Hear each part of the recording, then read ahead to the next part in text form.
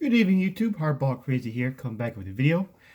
Tonight's video is not so much about showing cards, but a little helpful hint and a little, I don't say, commentary. I don't really rant. I'm trying to be everything positive. If you're new to this channel, I'm gonna try to keep as much as positive as possible because we have such negativity in this world. We need positivity. So I won't call it rant. I would say a commentary, open letter. I'll say Topps open letter. Some ideas for mostly player selection in your upcoming 2021 sets, plus other couple of thoughts. First of all, card wise, this is a baseball card show, so I just throw a few cards in here I recently got in the mail. Modern stuff, I do collect all types of baseball, new, old, and everything else, because I'm a baseball nut, baseball nerd, and so forth. So I collect everything baseball. I like the old players, I like the new players, I like the future players. First of all, got Todd Helton 2009 Topps Chrome Refractor. I picked it up for like $1.50 with shipping on eBay. That's the last of the Todd Helton Topps Chrome Refractors I picked up. I picked like four over like a four or so at the same time, all dirt cheap. Thought can't go wrong with Topps Chrome base refractors. Next up is a autograph of an MLB veteran. Never was really a fan of him as a player because I'm not a huge fan of relief pitchers in general. But every time I see him speak and talk in interviews and stuff, I always come across him how a good guy he is and how respectful he is of everybody. And just overall, I think I need a good, decent card of him in my collection because I just think he's a good guy. 20-year veteran, can't go wrong with autograph of a 20-year veteran. Plus, he's Patrick Mahomes' godfather. A little extra tidbit. The LaTroy Hawkins 1996 Leaf signature autograph. This is a gold stamp variation. So I thought I should have a LaTroy Hawkins card in my collection. Never really a huge fan of him, but as a player, but I'm kind of a fan of him as a person. And lastly is a jersey swatch card of a player you probably have never even heard of, and 99% of everybody in America never even heard of. I'm a collector of baseball players who made impact in the game. No, it doesn't be happy Hall of Famer, but made an impact in the game. Guys I liked. And also collect internationally because baseball is a global game. So you'll see some Japanese players and some Cuban players. This is a Cuban player I recently learned about. He may be considered if not, one of the best Cuban catchers in the history of best catchers in Cuban history. Is Ariel Pastano, the jersey card from 2006 World Baseball Classic. Read him up if you want interesting on him. He's considered probably maybe the greatest catcher in Cuban history. Some players consider him like a shortstop behind the plate, and he was a fiery competitor. Never played in the U.S. because he's loyal to his country. Played in multiple Olympics and World Baseball Classics, international settings. He had some pop. He stabilized the running game a la like Pudge Rodriguez, Yadier Molina, and he was not afraid to go up to the pitcher's mound and get in their face during the game and tell them to, start pitching, don't throwing strikes, and just get in the face right in front of everybody's audience. But he's a proud Cuban. That's why I never really played the U.S. But being international baseball, I thought she had perhaps the greatest Cuban catcher swatch card of him in my collection. Okay, next up is the helpful hint. I don't know how many. I have a Galaxy S8 phone. So I started going about a year or so ago. Maybe 2 years ago, I started using Samsung Pay instead of using your credit card at a retail store. So I think it's a little safer, a little less wear and tear on your cards. Just put your card on the machine, log in, put your card on the machine, boop, there you go, you're done. So I started to say, 2021, I'm gonna start using Samsung Pay more. I got away from it, so I'll use it some more. So I was playing around with look at the app and stuff. I noticed that with my Samsung Pay, I don't know if you have Google Pay or Apple Pay does the same thing. I don't know, but there's a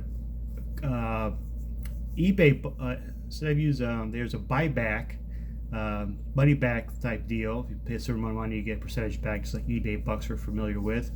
You go on eBay is one of the places you can get, several whole bunch of different retail stores and regular stores. You just click on that, say I wanted to use this promotion, click, and you use a 2.5% money back. So during the regular times, you wait for eBay bucks. You make a purchase and say, I'll just spend this $10, $20 on this card or whatever on eBay or the stores. Use that app and see if you can get some money back when you're not waiting for eBay bucks. I'm sure there's some fine print like other promotions going on. So say any other time you go 5% on your eBay bucks. I want to make this big purchase, get my money back at the end of the quarter. Well, the rest of the time there's no promotions going on or anything. If you're a phone or Samsung Pay, if Apple Pay does that, look into it and see if you get some money back percentage on your purchases. Totally free, just a few extra clicks and you got money coming back in every quarter there too. So something to look into. All right, dear Tops. First of all, I do this as a collector, not as an investor, not as a flipper. This is the collector's mindset. There's way too many Tops online sets. Every other week there's a new online set. I know they're probably making money off and everything, but that's a personal choice. We're about less than a month away from 2021 Tops release, and design's okay, nothing great, but I think there's probably, once again, too many parallels. Not parallels, horizontal designs among the vertical. A few horizontal cards is fine, but when you bust packs, when you can find them in the retail world, it's hard to figure out what cards is up and down and left and right. Let's keep it a little more theme wise. But my biggest thing is player selection. I collect players. Every year the Tops, you guys seem to have the same legends, short prints, and the same legends within the Stadium Club and other sets. Like, oh great, another Bo Jackson. Great, another Will Clark, another Willie Mays, another Hank Aaron. Let's add a little more variety. So I was thinking today, your Tops archives, buyback autographs, or fan favorites. How about a Danny Ainge Blue Jays autograph card? I think that'd be very popular in the hobby. That'd be really cool. Maybe add some Deion Sanders autographs, or just Deion Sanders in general. He's a popular football player and Hall of Famer, and he has a fan base. Add some Deion Sanders love to it. Speaking of multiple sports, I was so happy that my all-time favorite basketball player, Magic Johnson, finally has a short print Dodgers card in the Tops update. But it's a super short print and comes out on secondary market for $250 or more. Thanks, Tops. I was making a little more ready available, and let's add a couple other celebrity owners into that. So the 2021 have a short print of Magic Johnson, but they get a little more readily available, so collectors can actually get it. And how about Patrick Mahomes Royals card or a Derek Jeter Marlins card? Let's add more collectability to it. Not so much about investing. Get some variety. I would have thought of maybe the Derek Jeter Tops online set, X Derek Jeter, whatever we call those things. I was debating if I wanted to buy it, but I didn't because it's too much of a Yankees love fest. The Yankees are like my 30th favorite baseball team. And if there was added a Marlins card in there as an owner, I might have, purchased it because it's something new and unique in there. I have a first Marlins owner ship card of Derek Jeter, something different. I have tons of Derek Jeter cards. Don't have his autograph, but, add some variety. There's collectability to it. All right, my next thing is Negro Leagues. I'm a big fan of Negro Leagues. I think you guys failed in 2013, Tops. Failed in 2013 when the movie 42 came out. You did absolutely nothing to coincide with that in your sets. No Jackie Robinson set. No set that portrays the players for the movie 42. No set. No inserts or anything that talk about other players that broke the color barrier soon after Jackie. Nothing. Fail. Last year was 100th anniversary of the Negro Leagues. Did Topps do anything with that? Absolutely nothing. Fail. Now this past month or so, Major League Baseball has announced that the Negro Leagues is officially a Major League league, which is great. I love it because their quality of play is just as good as the Major Leagues back in the day. And will Topps do anything coincide with that? Probably not. Let's have an insert set of Negro League stars, not the same 10 or so players. I'm going to say, oh, okay, got another cool Papa Bell, Satchel Paige, Oscar Charleston, Buck Leonard, Ray Dandridge, Martin Diego, Rube Foster, same guys over and over again. How about adding some variety, some new players, Hall of Famers? How about Biz Mackey, Willie Wells, Judd Wilson, Turkey Stearns, Mule Suttles? There's a few guys who barely have 80 cards at all, yet I can't,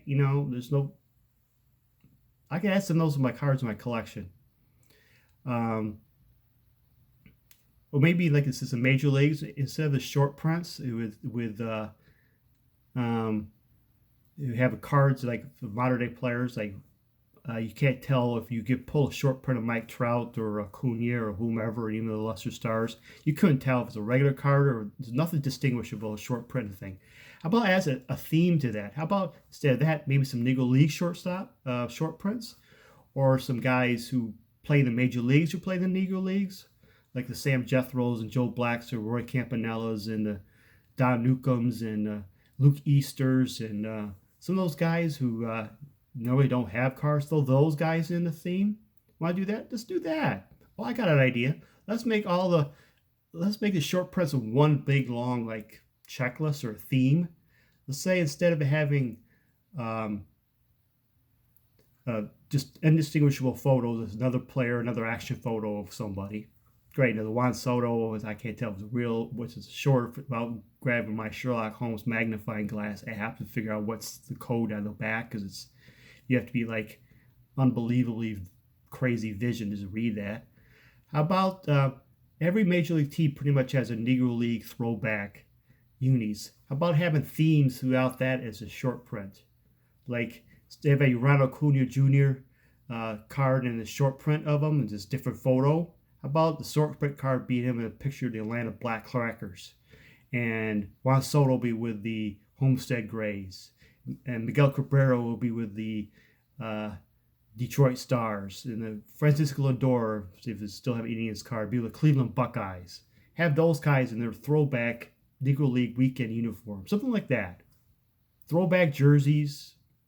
Do something theme-wise the whole thing. Make it more collectible. Instead of just, oh, great, another photo. Oh, another legend card of Bo Jackson, George Brett, Will Clark. Same guys over and over again. So think about that. I was thinking about sending this link to Topps. What do you viewers, what do you guys think about my ideas?